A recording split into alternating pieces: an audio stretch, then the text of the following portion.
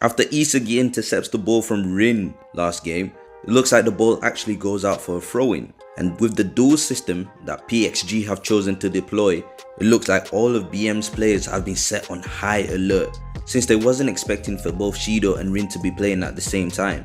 And despite preparing countermeasures for each system, having to play against both systems at the same time seems to have overwhelmed the team, as everyone's trying their best to keep up as best as they can.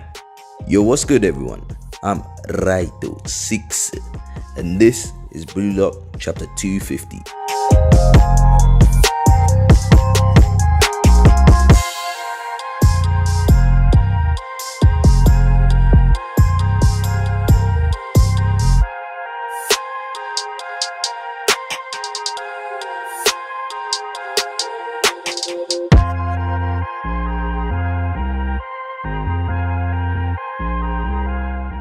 The game restarts with a throw-in from Chappa, who passes it directly to Tokimitsu, who's currently marked by Grim, and for some reason he has half his shirt off. And can I just say, man, I understand why Grim's playing.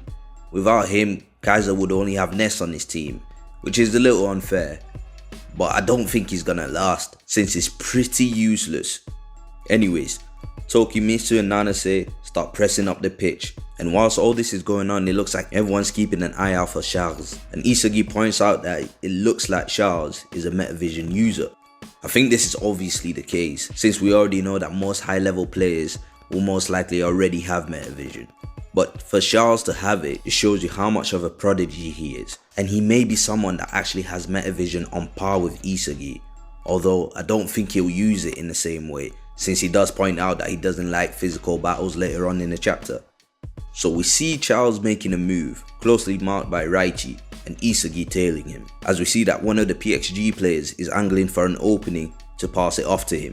But we already know how much of a beast Raichi is on one-on-one duels, but it looks like Charles is more than just a passer. This guy hits Raichi with the in and out, going left and right, juking right past Raichi and leaving him grasping the air as he makes an opening for himself. But just as the pass is delivered, Isagi intercepts as he usually does, making sure that the pass doesn't reach Charles, who then goes on to remark that Isagi must see the game the same way he does, after first insulting his hairstyle.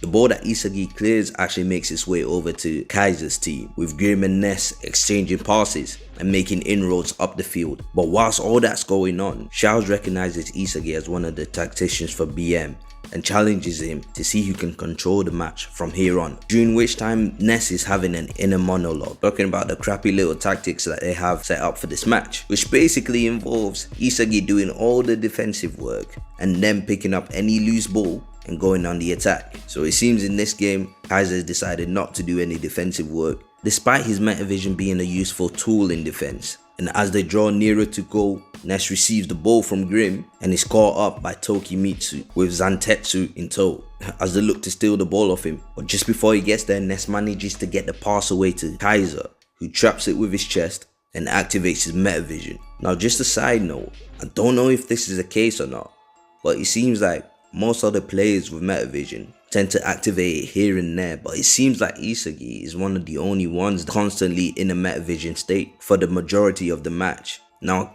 this may be wrong because it could just be a stylistic choice by the artist not to show other players with their metavision patterns, but I just found that a little bit curious. So with Kaiser finally with the ball in front of the net, he's confronted by Nanase and Karasu, who are both looking to steal the ball off him for their own respective systems. But even in this 2-on-1 situation, and with a defender further back, Kaiser is still unfazed and decides to charge in. Then Karasu comes in to try and slap Kaiser in the face, but Kaiser says bitch please and slaps away his hand. Yo, before we carry on, if you're enjoying what you see so far, I beg you hit that like button, and I know you see that subscriber count. It's looking kind of bare right now. Help your brother out and let's begin this journey together. Now back to our regularly scheduled programming. As Nanase tries to get in on the act and steal the ball, Kaiser pulls it to the side to set himself. Aiming for that top left corner, he lets it off. Kaiser impact. The only thing he impacted was the air, as Rin came in like a thief in the night and took the ball off him just before the swing, leaving both Kaiser, Ness and Isagi in utter shock. Yo, Rin is scary. Before this, I don't think we've ever seen anyone take the ball off Kaiser before he can even take a shot. But it looks like this is a weakness that Kaiser may have, because even though he has metavision and he's able to scan the pitch, when it comes time to shooting, Kaiser normally switches out to the predator eye, which narrows his vision and means he can't see on his periphery. And if Rin's figured that out, Rin might just be him. As the chapter ends with Rin coming away with the ball, saying, "If I can destroy that precious shot of yours, then you're nothing," as he looks back to Kaiser, who I've never seen so angry before, as we get a close-up of both his eyes and Isagi's eyes as they witness BLUELOCK's #1 striker start to cook. The next chapter is called VIP seat, which I'm not sure what it means. Are we about to witness a goal? Is someone about to be subbed on?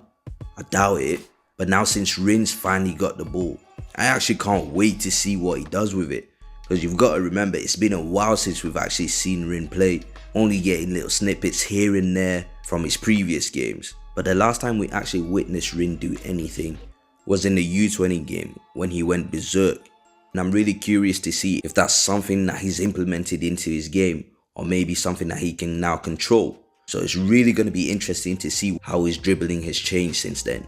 And I wonder if Shido might try to steal the ball off him, because I still don't think having both of them on the pitch is going to be smooth sailing for either of them. I'm really curious to see how Xiao's gets on in this game, as it seems he does have something about him and he's not just a simple passer. Anyways, if you enjoyed today's video, please make sure to like, comment and subscribe, as there's plenty more to come. But in the meantime, until the next time we see each other, stay safe, God bless.